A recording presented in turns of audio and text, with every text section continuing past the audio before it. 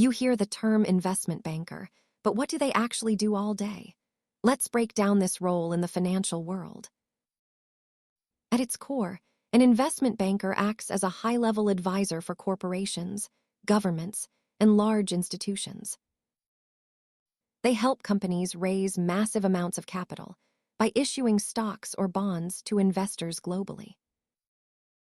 Their work spans from helping a business grow through an acquisition to guiding them through a public stock offering. Don't confuse them with a personal financial advisor. While your advisor helps you plan for retirement, a banker advises corporate boards on strategy. Deals can take months or even years. Bankers spend the bulk of this time performing due diligence to ensure the math behind a deal makes sense.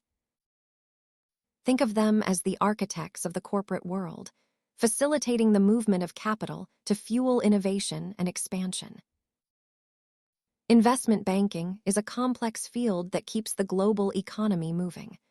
Thanks for watching, and remember to subscribe for more finance basics.